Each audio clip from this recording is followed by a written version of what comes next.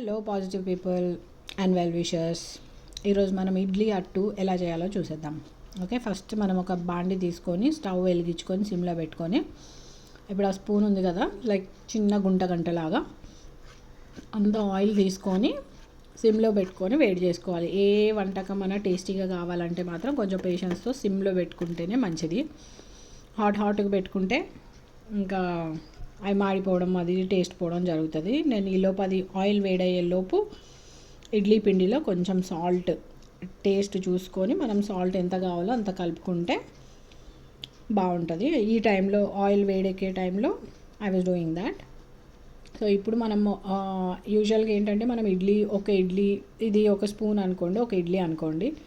So మనం ఒక అట్టులాగా, ఇంకా ఇది మన బ్రేక్ఫాస్ట్ లాగా. సో ఒక 5-6 spoons or 4 spoons according to your daily routine.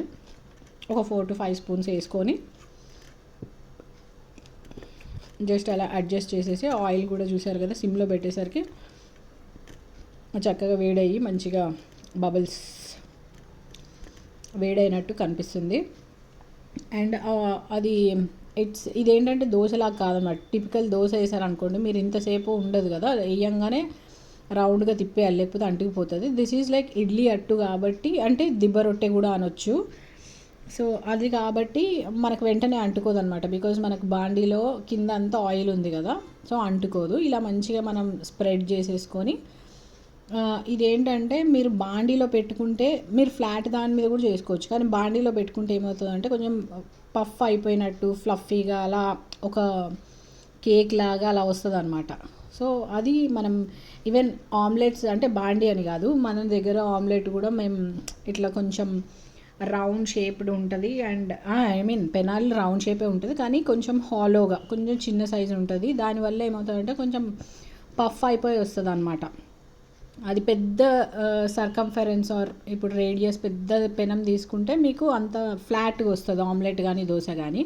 అదే చిన్న దాని మీద మీరు ఎక్కువ ఇప్పుడు 3 eggs కలుపుకొని వేసారనుకోండి, అదే చిన్న దాంట్లో అది కొంచెం పఫ్ అయిపోయి ఏదో కేక్ లాగా వస్తుంది అనమాట. సో సేమ్ కాన్సెప్ట్ ఇక్కడ మనం ఇప్పుడు ఇదే ఫ్లాట్ దాని మీద కూడా చేసుకోవచ్చు, కానీ ఇలా హాలో దాంట్లో చిన్న దాంట్లో చేయడానికి రీజన్ అలా పిల్లలు అయితే బాగా ఎంజాయ్ చేస్తారనమాట. లైక్ మీరు ఇదే మనం ఇప్పుడు సాల్ట్ వేసాం, అదే మనం బెల్లం ఆర్ షుగర్ కలుపుకుంటే పిల్లలు విల్ బి లైక్ ఎంజాయింగ్, కొంచెం దిబ్బ రొట్టెలాగా ఈవినింగ్ స్నాక్ లాగా, ఆర్ స్కూల్కి కూడా స్నాక్ లాగా పెట్టవచ్చు, కాలేజ్కి ఆర్ ఆఫీస్కి కూడా.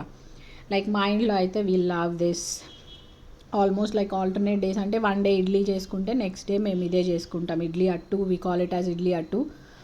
మనకి ఇడ్లీ ఫ్లేవరే వస్తుంది, బట్ దోశలాగా అనమాట, బికాజ్ మనం ఇడ్లీ లిటరల్గా తిన్నప్పుడు అంత ఆయిల్ అది ఇది తగలేదు కదా మనకి. సో ఇందులో మాత్రం అదిగోండి అలా రొటేట్ చేసినప్పుడు ఎంత so beautiful, not beautiful like attractive or whatever, చూస్తుంటేనే ఎంత నోరు ఊరుతుంది కదా, అంత బాగా వచ్చింది. అండ్ కొంచెం ఆయిల్ లైక్ ఆమ్లెట్ కాన్సెప్ట్ లానే అనమాట, కొంచెం ఆయిల్ ఎడ్జెస్లో వేసుకుంటే కింద మాడకుండా ఉంటుంది. దెన్ ఇలా మనం ఏంటంటే వేసినప్పుడు ఈవెన్ ఆమ్లెట్కి కూడా మేము ఇలానే చేస్తాం, కవర్ విత్ లిడ్. అది మీకు చాలా డిఫరెన్స్ వస్తుంది అనమాట, అంటే ఆ వేపర్ పోకుండా ఉంటుంది కదా. So that's when that fluffiness అది ఒక కేక్ లాగా రావడం, ఉబ్బడం అలా బాగుంటుంది. తిరగ తిప్పినప్పుడు ఇలా ఉంటుంది. సో ఏంటంటే మరీ ఎక్కువసేపు అంటే ఆల్మోస్ట్ లైక్ ఎగ్జాక్ట్ మెజర్మెంట్స్ కావాలంటే మాత్రం మీరు ఈచ్ సైడ్ 5 minutes పెట్టుకోవచ్చు. లైక్ ఈ సైడ్ ఫస్ట్ ఈ బ్రౌన్ అయ్యే వరకు 5 minutes లిడ్ క్లోజ్ చేసేయచ్చు, నెక్స్ట్ సైడ్ మళ్ళీ 5 minutes.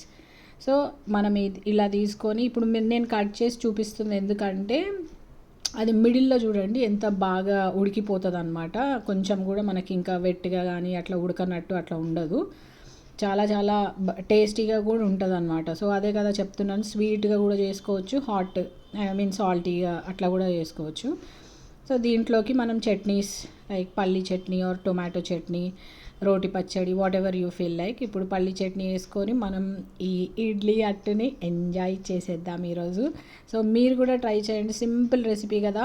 లైక్ ఒకరోజు ఇడ్లీ అట్టు, పిల్లలు also will feel okay there is a variation. So hope you all like it. Enjoy. Thank you.